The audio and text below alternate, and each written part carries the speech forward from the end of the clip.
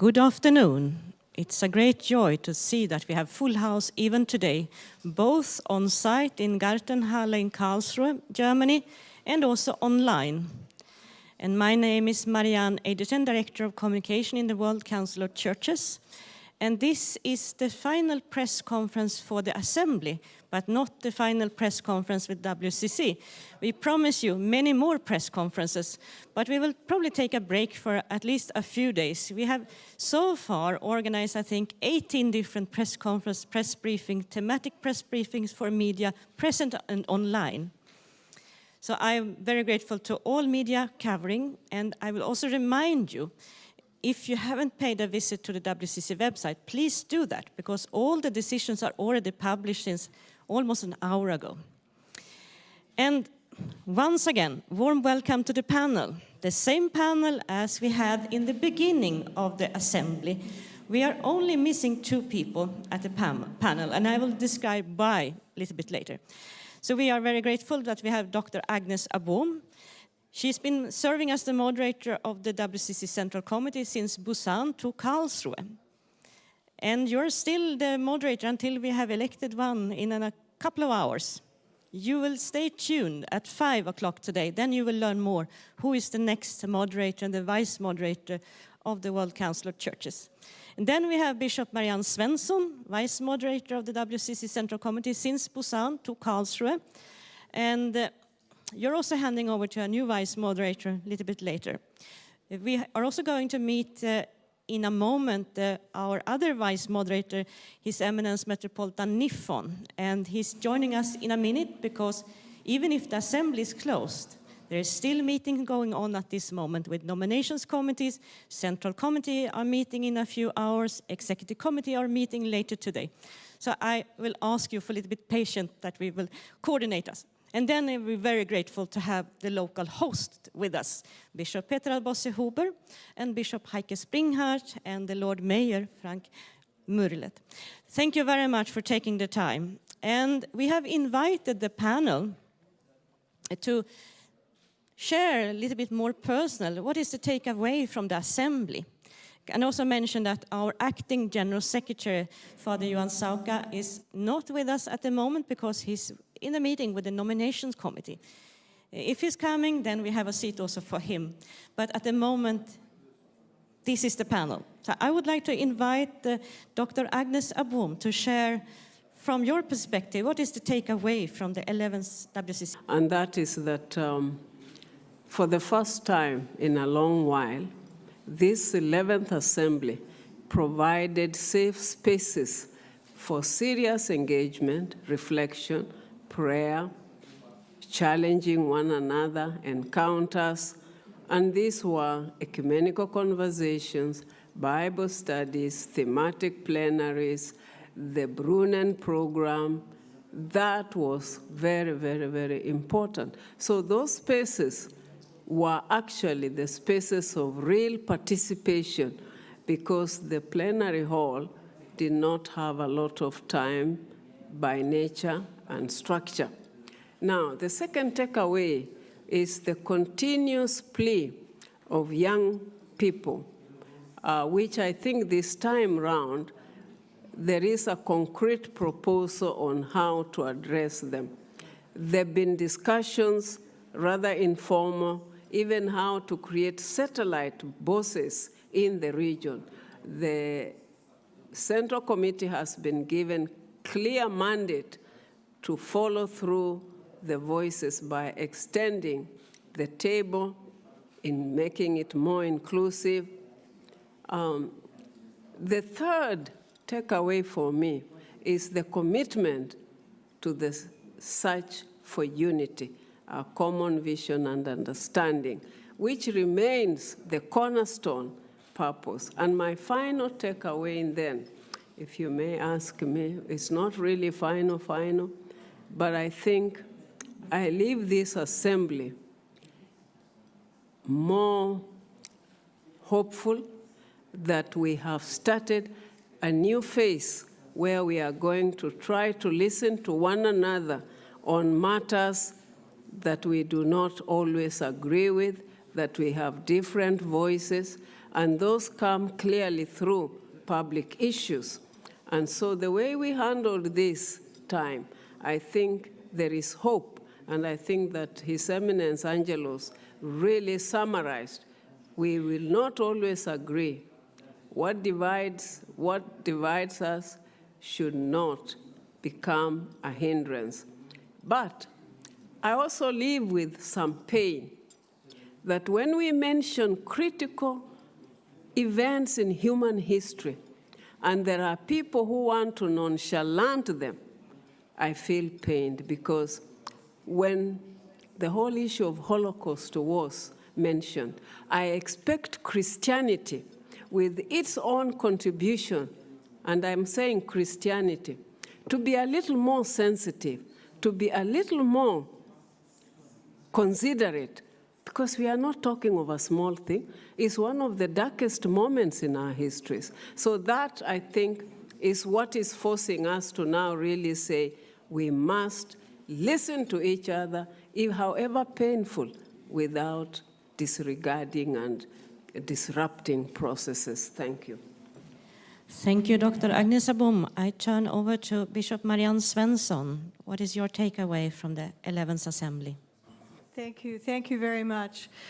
When we had the press conference at the beginning of the Assembly, I shared that my hope was that by this time we would be more perfect in love of God and neighbor as a community. And I believe that has been a part of our journey for visible unity. As we have been here this week and a half, we have had amazing worship in the prayer tent with languages and songs from all over the world and all different cultures, and they have moved us deeply. And that's helped us to love one another better and to do our work better. And then we've had amazing thematic plenaries where we've continued in education and learning and heard from so many different voices and people from other religions and people from other groups that had so much to share with us and to teach us. And we really were hoping that people would see us like they saw the Christians in the early church when they said, see how they love one another, see how they pray to their Lord, see how they serve their neighbor. And I think we have taken some steps in our journey in that direction through so many issues. I won't repeat what Dr. Agnes said, but she has spoken to some of the very deep issues that where we've tried to struggle and wrestle and to truly visit the wounds and listen to one another in our work together.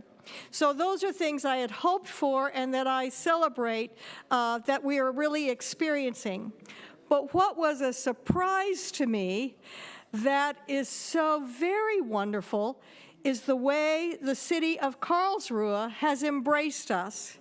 Karlsruhe has welcomed the world to its neighborhood, and you made us neighbors, and we have enjoyed being here, and we have fallen in love with the community, and we just can't say thank you enough. Thank you, Bishop Marianne. Then we turn to Bishop Petra Bosse-Huber, one of our local hosts. Ja, Sie können sich, ich wechsle ins Deutsche, wenn Sie die Übersetzung brauchen.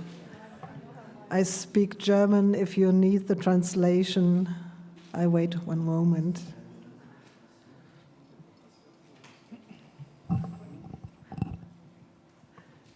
Sie können sich sicher vorstellen, wenn man für die gesamte Organisation verantwortlich ist, dann ist man hin und her gerissen zwischen großer Vorfreude und absoluten Katastrophenbildern irgendwo im Kopf.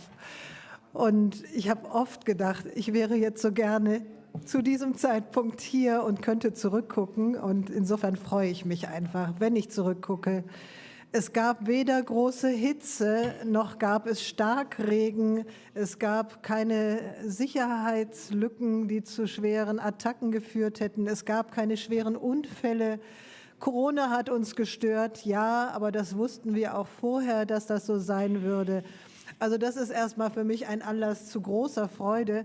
Und wenn ich überlege, was im Moment mein stärkstes Bild ist, dann ist es das wunderbare Gottesdienstzelt bei schönem Wetter, der Wind geht da durch, man sieht den blauen Himmel und die Wolken.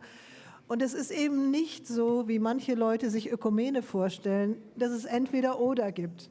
Entweder singen wir Choräle oder wir machen Popmusik. Entweder gibt es orthodoxe Liturgie oder wir machen These. Nein, so ist es nicht, sondern Ökumene ist, wenn das alles zusammenkommt und uns nicht trennt, sondern noch mehr Spaß macht als die eigene Konfession.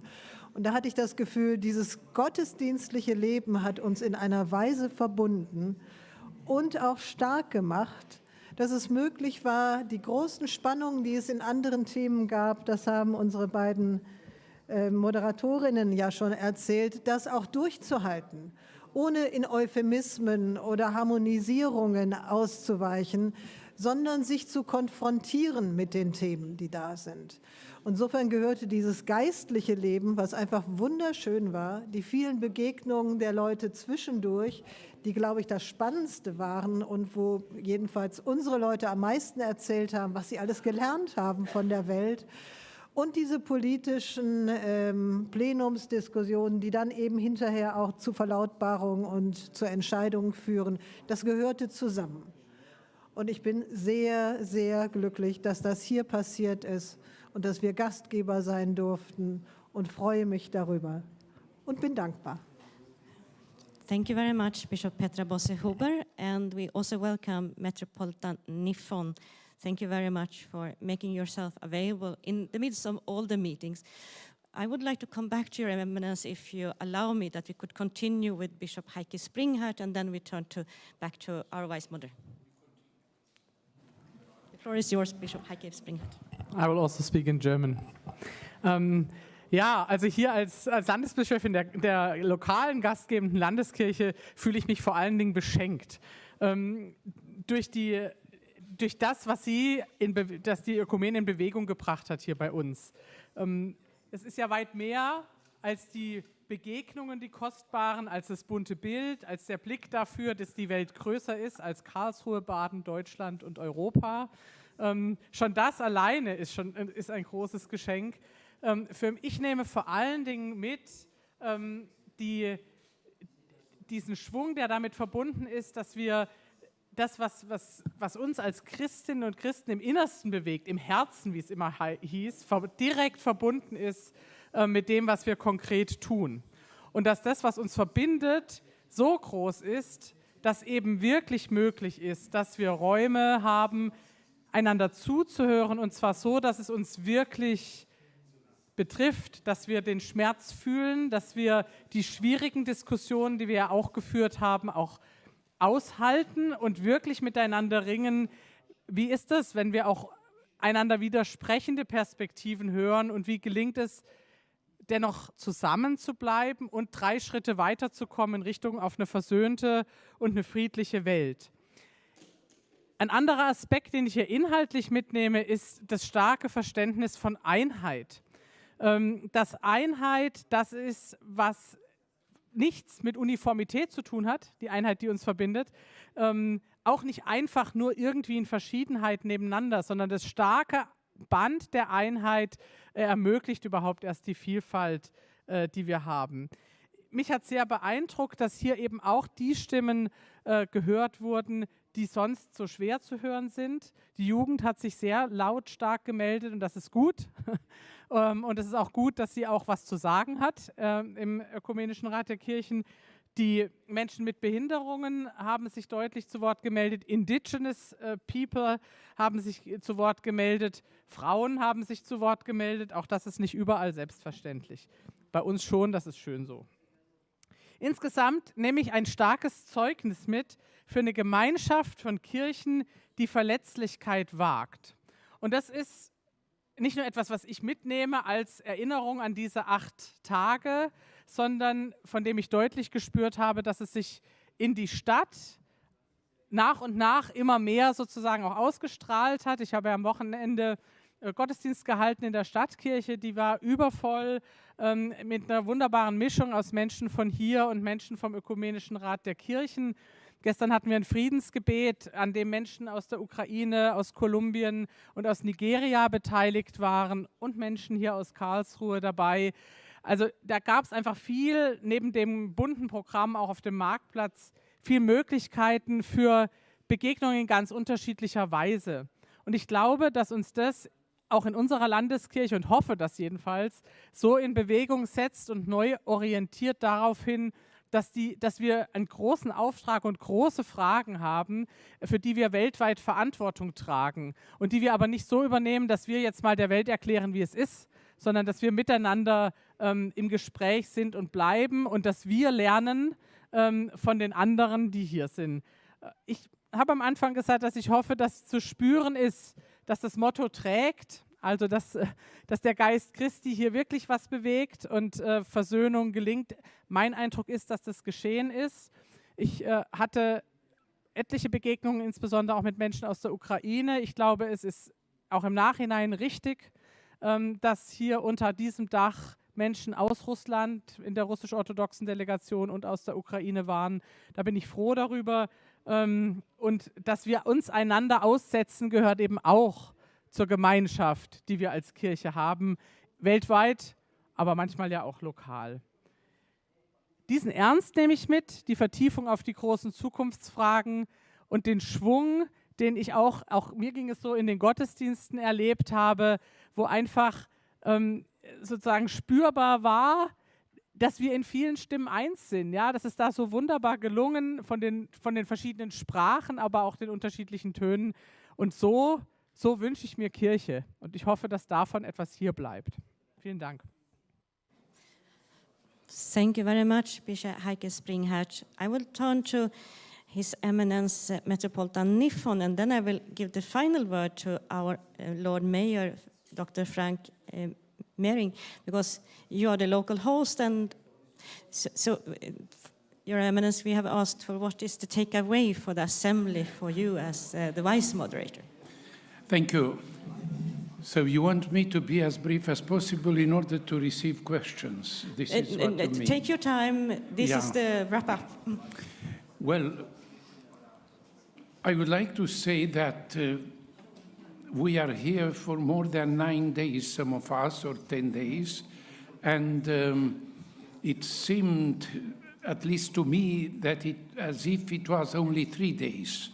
So the time was passing in a wonderful way. So we are here, so many representatives.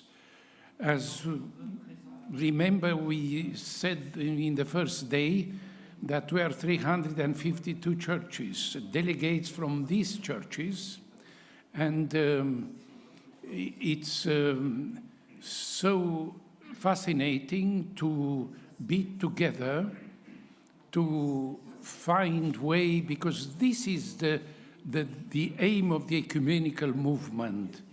Let us discover each time, on each occasion, what it is that unites us and what it is that divides us. So we have to find all the time things that are uniting us, and if there are things that are very different from each other, then we should try and see why we are different. So in other words, it's a Christian world movement. That is ecumenical movement. As an Orthodox, I believe that we discovered so wonderful experiences from the way in which Christianity is lived and experienced in various confessions and various parts of the world. So, me personally, I was waiting very much to see that the unity statement, a document which I'm sure you already entered into its possession, is one of the main documents of this assembly.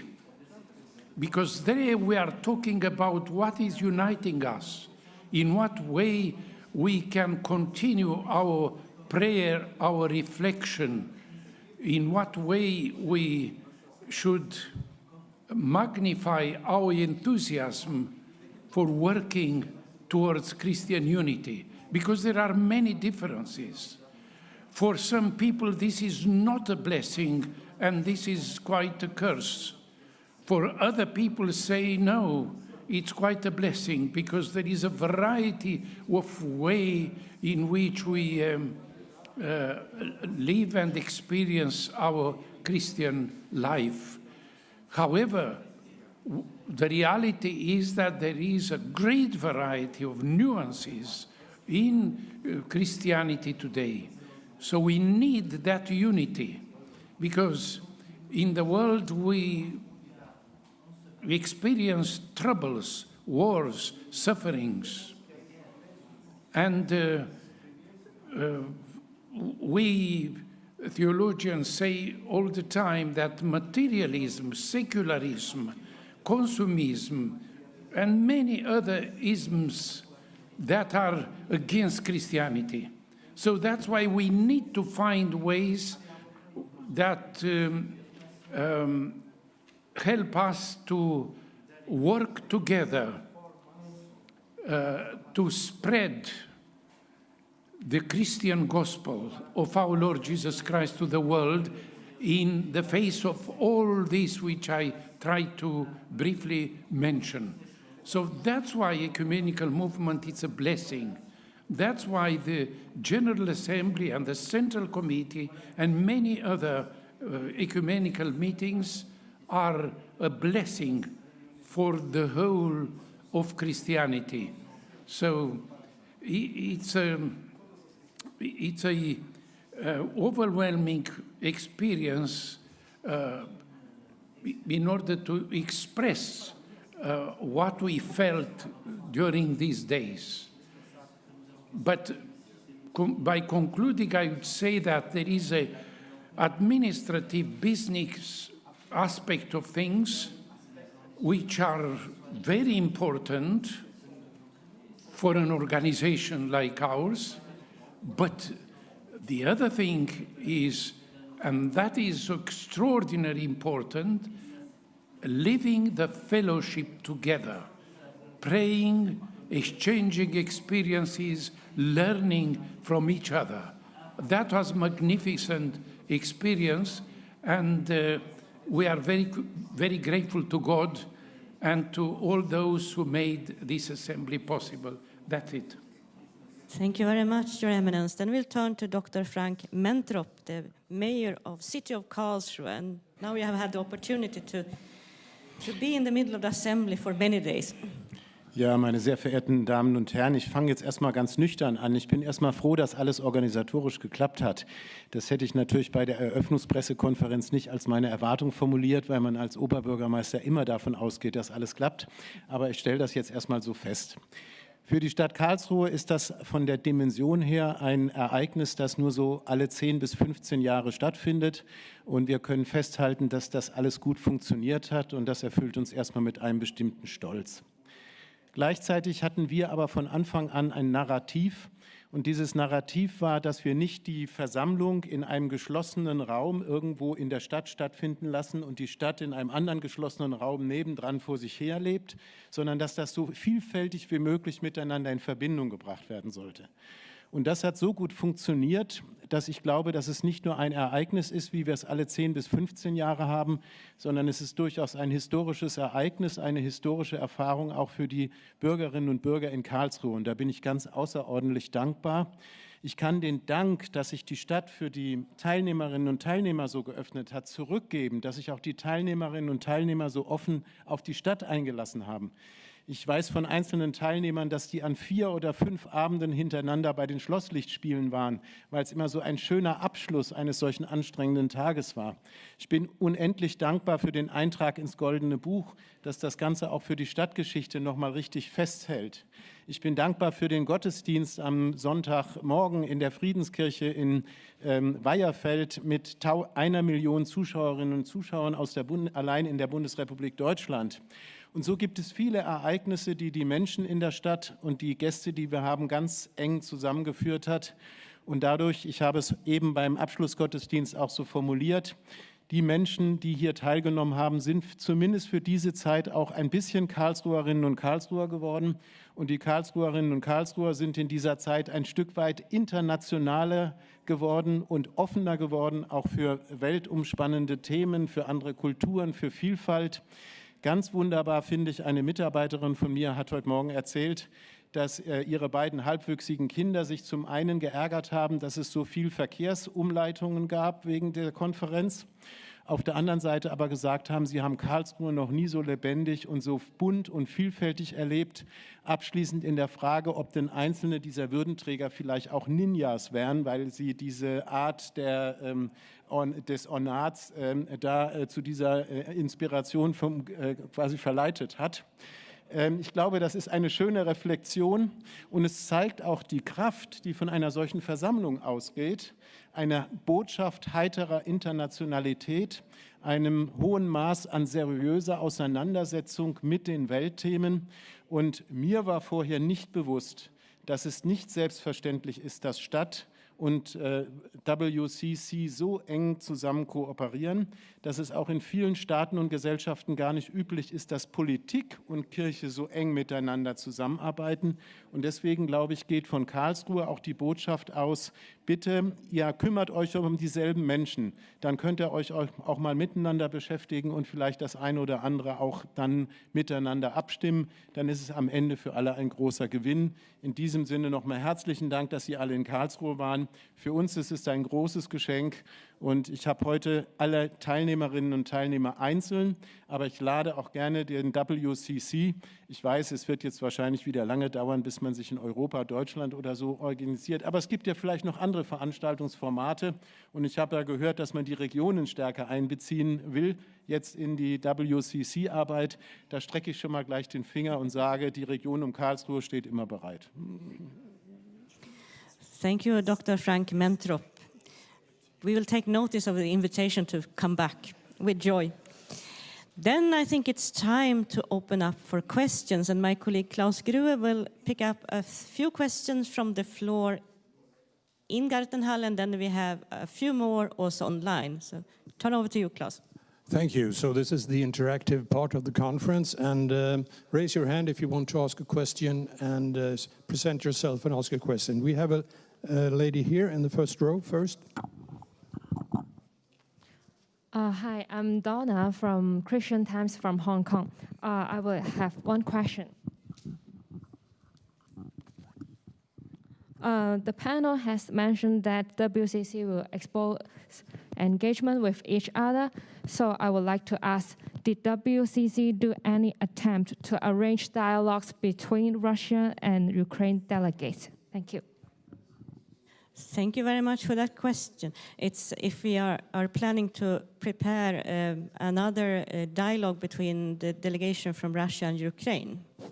Maybe Dr. Agnes want to respond on the question on the roundtables.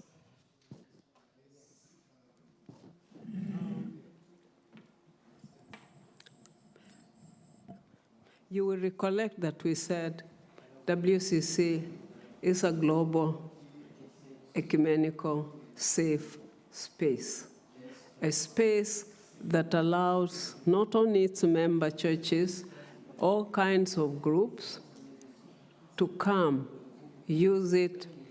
They are also facilitated. So the council began to hold round tables. They have had challenges because of one or two issues, but we've also had meetings of churches that are neighbors in terms of leadership. So it is our hope, and I know that the Council is committed on the issue of Ukraine and Russia, because it's the same Christians. They meet informally, they are brothers and sisters, they are relatives across, that the forum for dialogue continues in as much as possible. But you know, for people to come to the table, it takes a lot of footwork in the background. That needs to continue to happen in order that there will be trust, there will be the willingness to come to the table and dialogue. But yes, in principle, that is continuing. Thank you, Dr. Agnes. I think Metropolitan Niffon want to comment, or Bishop Marianne? Bishop Marianne, and then Yeah. Metropolitan Niffon. I really felt like with our conversation and with having the groups here, that there will be more conversation and more togetherness after this than there was before. That we really did do some breaking down of walls in a lot of ways. And I would also say that a significant thing was that other people in all of the other parts of the world got a deeper and a better understanding of what people are really living with in that region, and to hear some of the struggles from all of the people in that region. And that will make a difference in the future. Thank you, Bishop Marianne. Then we turn to Metropolitan Niffon. Yes. I think we have to hope that, first of all, the war in Ukraine will cease as soon as possible. And we strongly believe that the believers and the churches will continue to exist. So that's why our ecumenical vision is that for the moment, the World Council of Churches should be the place, the platform where they could meet and discuss. And as the moderator mentioned earlier, there were rather already 2 round tables in order to analyze and to see what is in fact the roots of the conflicts. So it's very difficult to have a very clear impression if you hear only one side. You have to listen to the other side in order to have a very objective impression about what is going on. What is clear is that a lot of people are killed, civil people, so that is very painful indeed. So, but parallel to that, you see, there are some sort of other victims, let's say. For example, the churches, the priests, the bishops, and so on. They might think in other terms with various nuances, but they are also, in a way, some victims, because sometimes politicians, guarded by greed, by power, by, let's say, imperial tendencies, they can do dreadful things. But not all the churches and believers are guilty of that. It's not their guilt. So that's why there should be a place like ours where we can find, you see, ways to see the dialogue and to think in optimistic terms about what is happening. So, of course, we should never forget that for a real Christian, prayer is a very important means in order to calm people and to give them hope. Thank you, Metropolitan Niffon. I think we will turn to... We do have another question from the floor here, the gentleman in the 3rd row, and then we will take a few online questions. Wait a second, Dr. Agnes want to comment.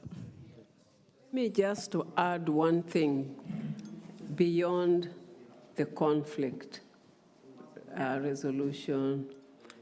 There is that human suffering that does not know the walls, does not know the boundaries, and it is human beings with flesh and blood in Russia, in Ukraine. And so as you cover that need of humanitarian support, it's very important that you are seen to really lift the human being, that child, that boy, girl, that man, woman, not just the military vans and militias and all this, but the real people on the ground that are paying the highest price for this conflict. Thank you. Thank you, Dr. Agnes. Then we turn over to Klaus and the question. Yes, please go ahead.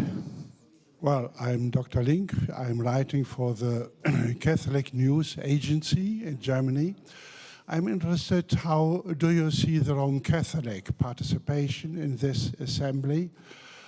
What did they contribute to the assembly according to your understanding? And do you see a possibility in future, perhaps, for having a more conciliar process together as WCC and Roman Catholic Church? Perhaps Bishop Svensson could say a word to that. Thank you. Thank you very much for that. We will turn the question to Bishop Petra Bosse-Huber. Ich starte mit unserer Vorbereitungsphase. Wir haben hier in Karlsruhe von Anfang an die Vorbereitungen für die Assembly mit der römisch-katholischen Kirche zusammen gemacht. Das Erzbistum Freiburg, das auch hier in Person die ganze Zeit anwesend gewesen ist, hat uns großzügig unterstützt, hat von Anfang an gesagt, wir möchten gerne, dass tatsächlich hier eine ökumenische Veranstaltung stattfindet, die auch den Geist dieser Region atmet. Und wir haben uns sehr darüber gefreut, dass zum Beispiel zu unserem Vorbereitungsbüro hier in Karlsruhe von Anfang an eins vom Erzbistum Freiburg bezahlte Stelle gehört hat. Also insofern gab es da eine ganz enge Vernetzung in dieser Vorbereitungsphase. Aber ich gebe jetzt weiter für den Rest sozusagen des Themas. Ich wollte noch mal diesen Blick hier lokal richten, weil ich finde das großartig. Bei allem, was beschrieben wird, dass es irgendwie da nicht vorwärts geht oder schwierig ist, vieles fluppt und funktioniert großartig. Thank you very much. Bishop Petra Bosse-Huber also have been serving as the moderator of the program subcommittee in the World Council of Churches for many years. Then I turn over to His Eminence Metropolitan Nifon. I would like to inform you briefly that I happen to be the co-moderator of the joint working group between the Roman Catholic Church and the World Council of Churches.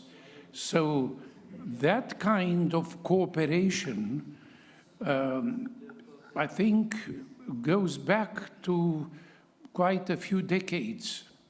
And we have a special book, I don't know if you have one here, the report of the mandate of this joint working group with the Roman Catholic Church, which operates between the General Assembly of the World Council of Churches. And not only that, but there are many programs and even projects that are between various units of the World Council of Churches and dicasteries of the Roman Catholic Church in Rome. So in other words, there is a real cooperation. But you've heard of direction of faith and order within the WCC. That is, let's say, the theological branch of the WCC, and we have permanent Roman Catholic theologians who work there. So there are many other ways of communication.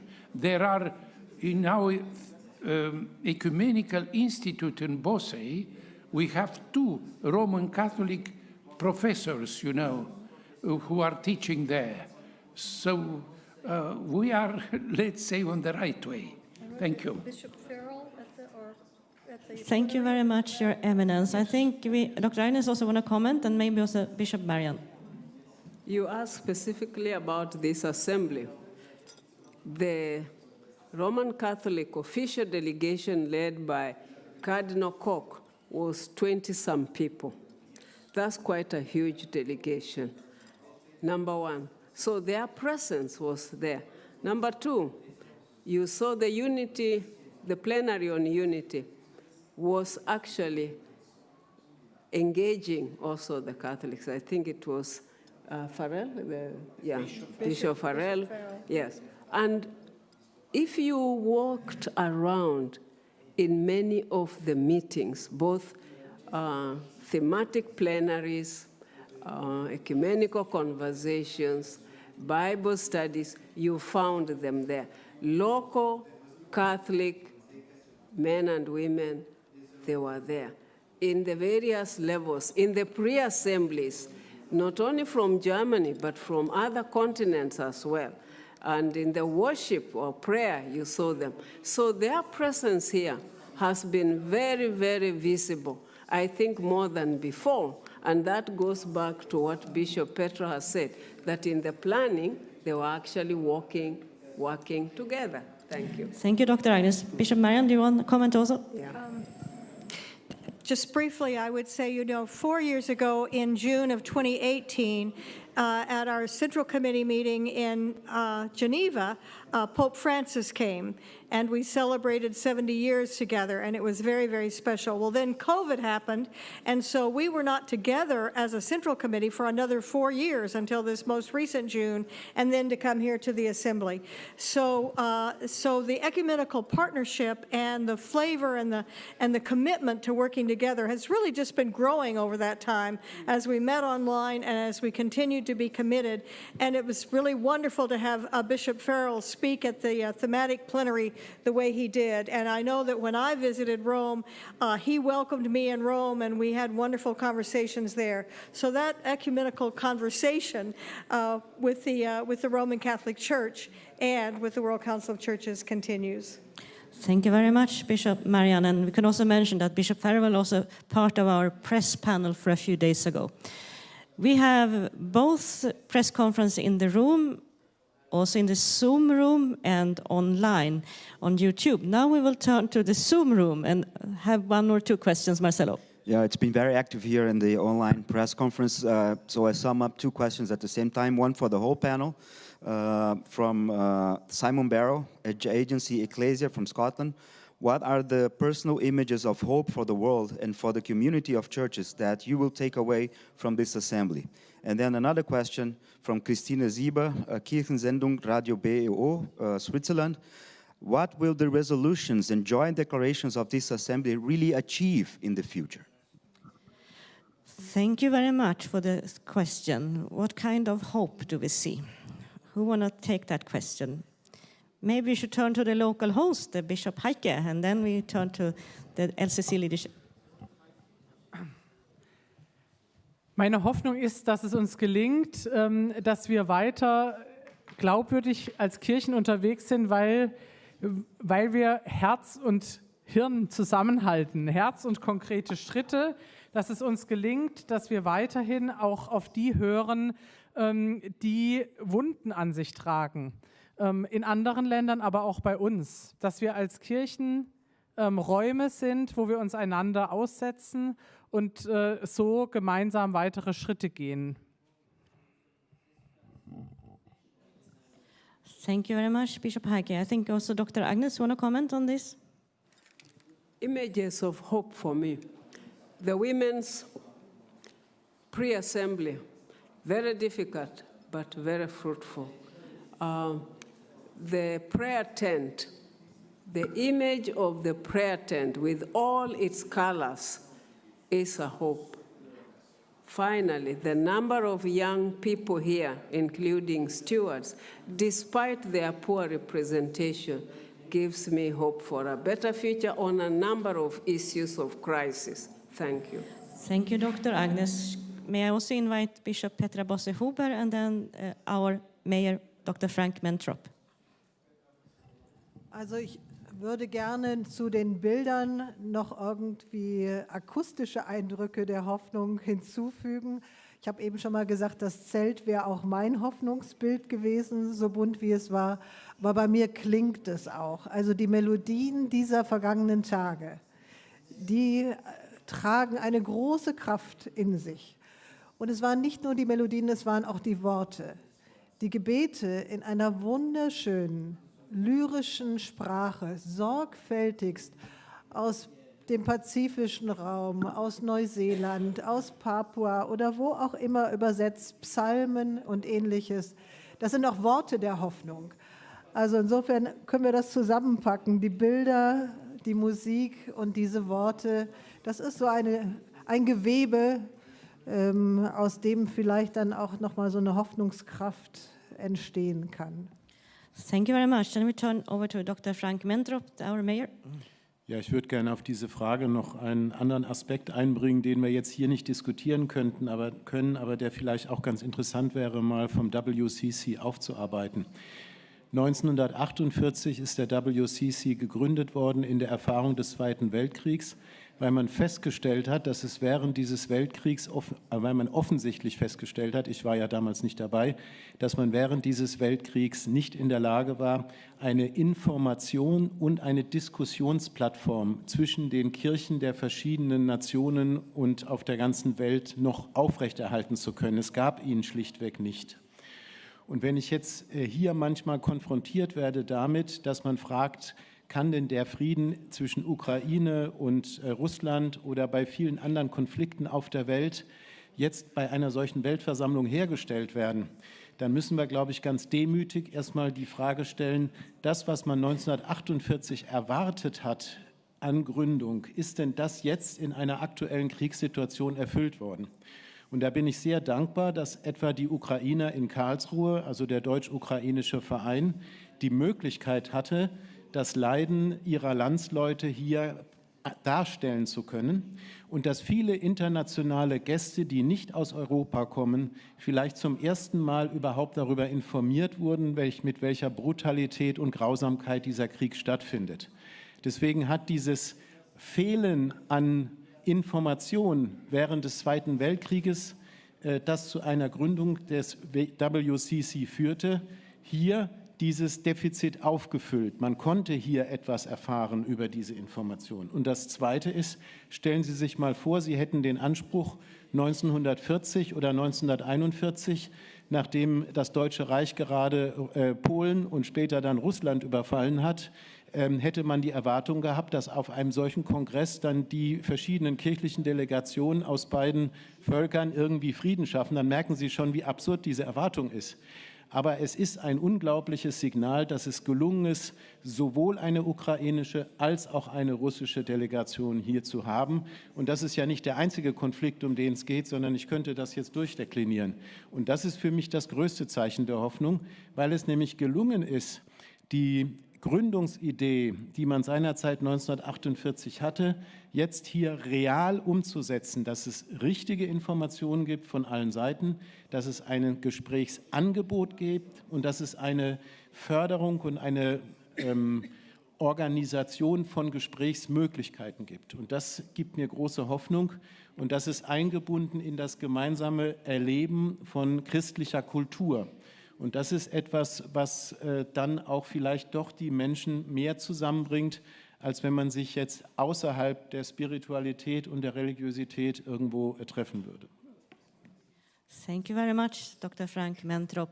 Then we will have a final question in the room. And who is going to ask the final question, Klaus? Yes. Anyone? Come on, this is a very important press conference. And how often do you have a lineup like this in front of you? Any question? No. Yeah, here's a gentleman over there.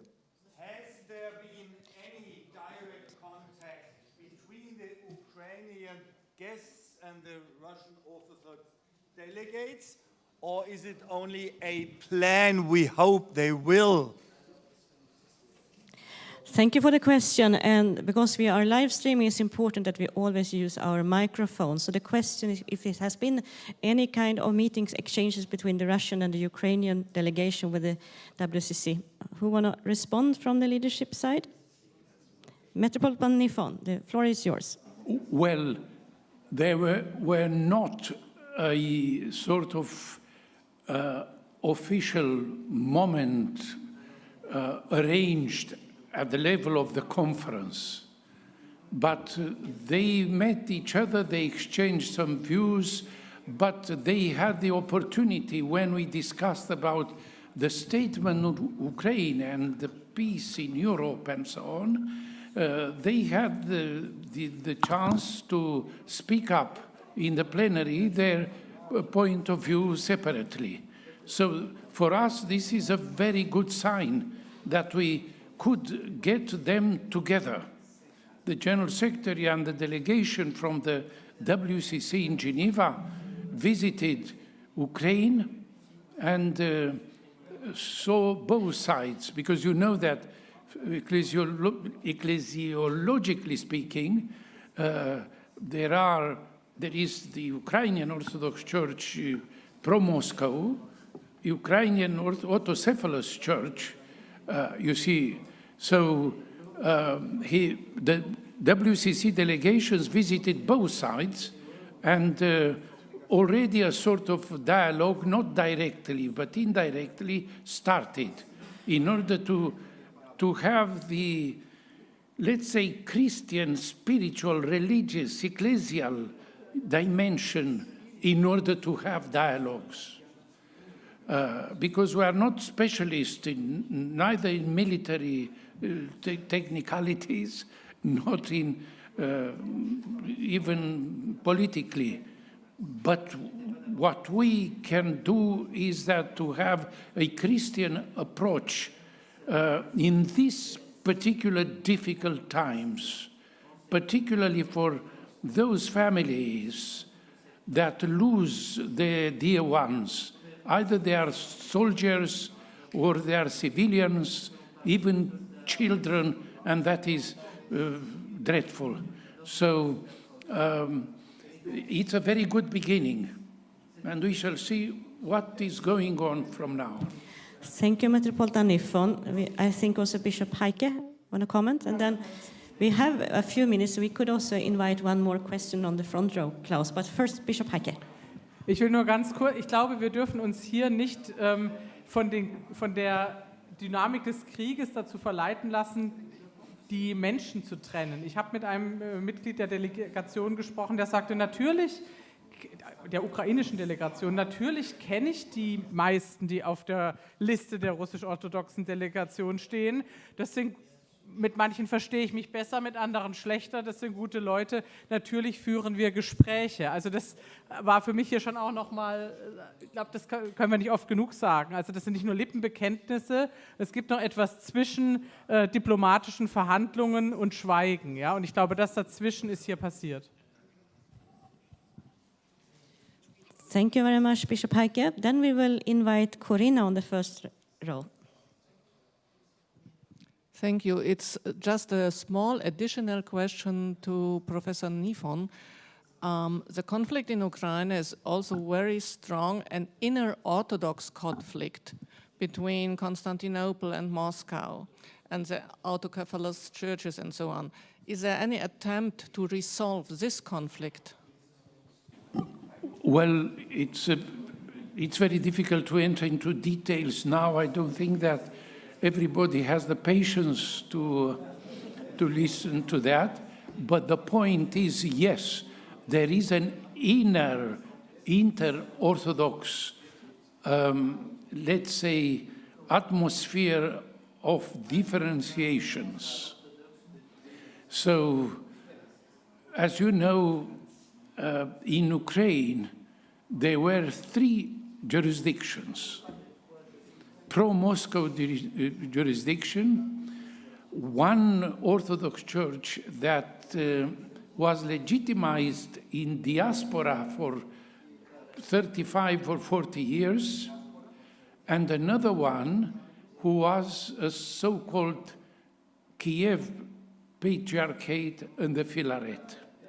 So Constantinople has given the Tomos of autocephaly to all the others except the pro-Moscow ones.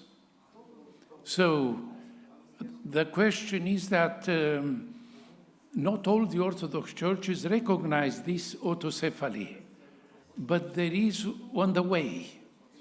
Out of 14 churches, 5 already recognized, others are waiting, but we all hope that one day a sort of understanding will happen between Constantinople and Moscow.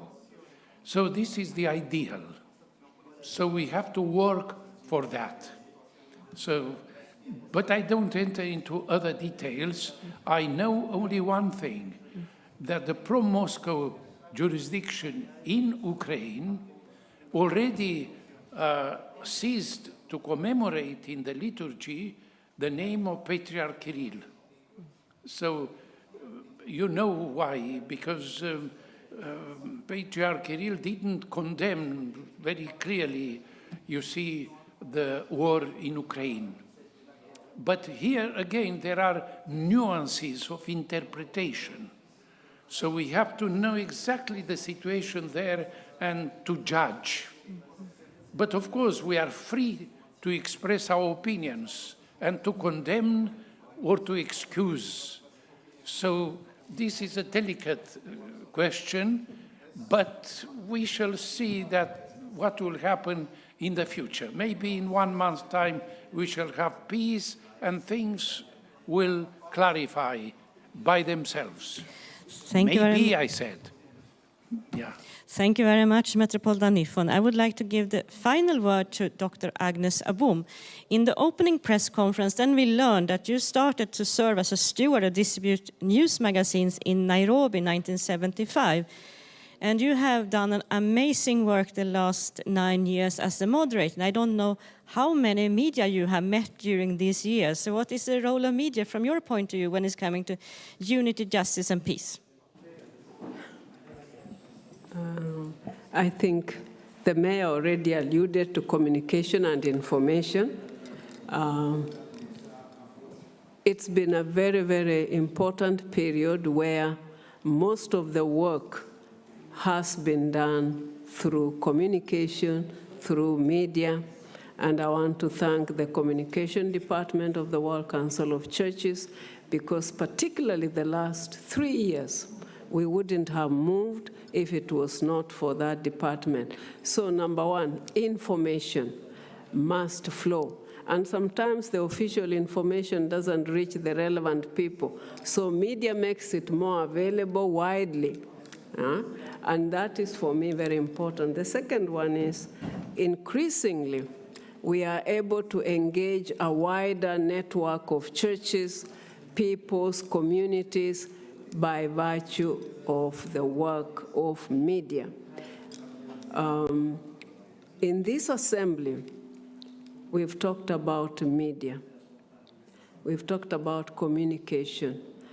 When we talk about virtual regional spaces, they will not function without media.